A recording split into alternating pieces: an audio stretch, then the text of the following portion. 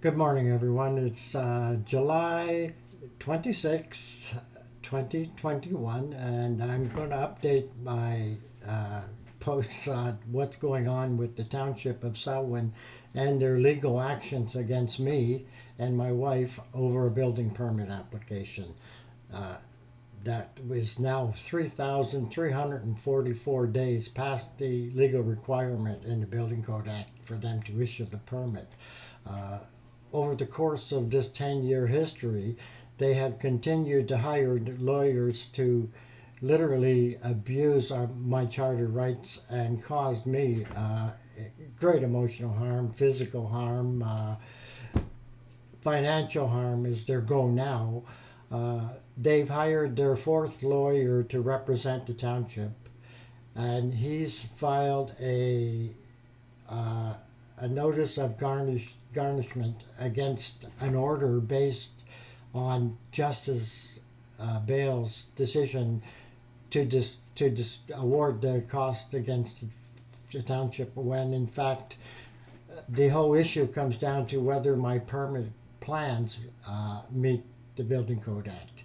And Justice Bale, not having the correct information provided to him by the previous two lawyers, who basically should be disbarred for their conduct. Well, mind you, Russell Palin decided to retire from the profession, and he's I know he's younger than I am. I'll be 70 this year, and he never saw the first. He wasn't alive when the Toronto Maple Leafs won the last Stanley Cup. So, going back to my original, I've been had Justice Lack had dismissed my first claim based on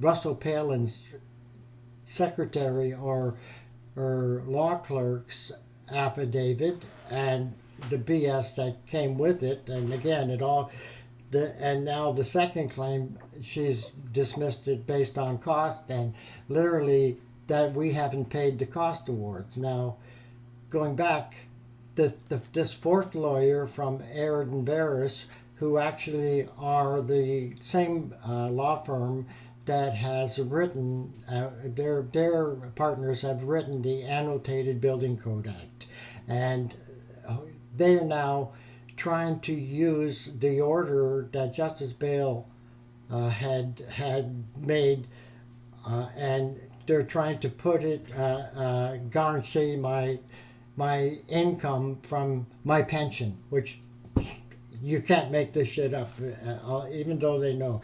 Now, interesting, as I've been involved, I actually 10 years I've been reading on the legal. Now, Justice Lack made her cost dismissal based on cost awards, and the fact that, and same with Justice Bale. Now, here we have Rule 5701 of the Rules of Civil Procedure, and basically 51F, whether a step or proceeding was improper, vexatious, and unnecessary. The first fact is that Robert Lamar filed an action against me for failure to comply when in fact he knew I paid for the failure to comply was and the order was May 7th, 2012, to apply for a building permit. His own affidavit clearly states, not only did I apply for a building permit, paid the fee, paid the discharge of the orders, also paid the penalty fine as according to our the Municipal Building Code Act, Building Code bylaws.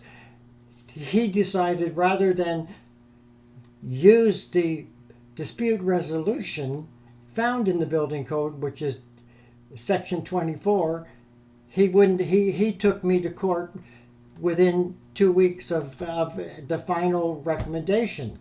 That was one of the requirements, was to get a minor variance. So again, you can't make this shit up. Given that, but I'm going back to my two statement of claims have been dismissed by Justice Lack. which in itself, based on, I have multiple complaints made against Rob Lamar. There are items that have to be addressed. The garage permit, Rob Lamar canceled my first garage permit, extorted 55% of my fee, and on this, well, we're in court on the failure to order to comply. Upon applying for my second building permit, the CAO handed the application to Austin Reinhardt. He ended up issuing my permit based on the same application and the first set of drawings that Rob Lamar had canceled my permit on. Now, that there has never been addressed in court. Now, given that, I'm back to 5707. 5707, item 3, when the court awards costs, it shall be fixed them in accordance with the sub-rule 1 of the tariffs. And again, costs to, and here's point 2, costs against the successful party.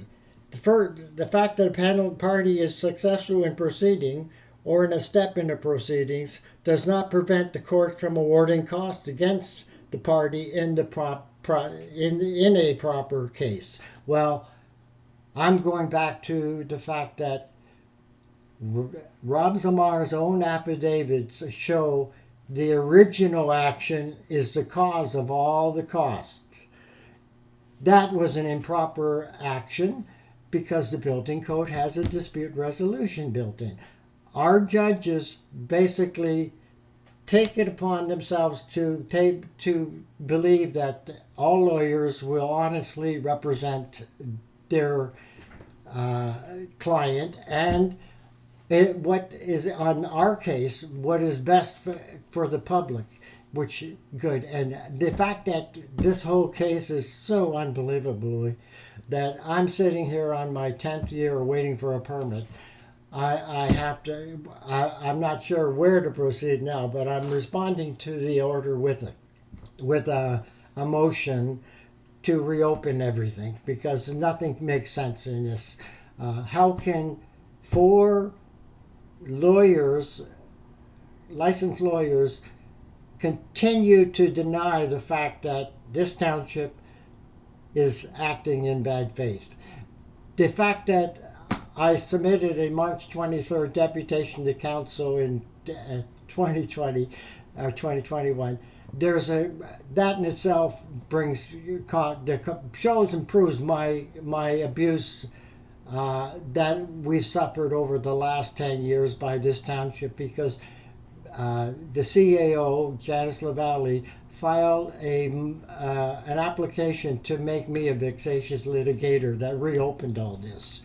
Nothing in this case is in this case before the courts has been in the public's best interest. It's been in the best interest of Janice LaValle and Robert Lamar and our counsel because their misconduct in this simple building permit application is beyond belief. As I said, you can't make this shit up. But anyway, just thought I'd update you and being ready to go forward with this. I'm making another motion, as I said, to have the court to reopen everything. Hopefully it won't fall on deaf ears. And considering that we're now on our 10th year and the township still will not issue our permit and still insist that I hire a second BCIN qualified official, which I'd already had done and had a letter, and stating my plans don't meet the building code. You can't make up this shit. So anyway, end the story today. We'll continue when I get word back from the new lawyers. Anyway, living country style in beautiful Selwyn Township.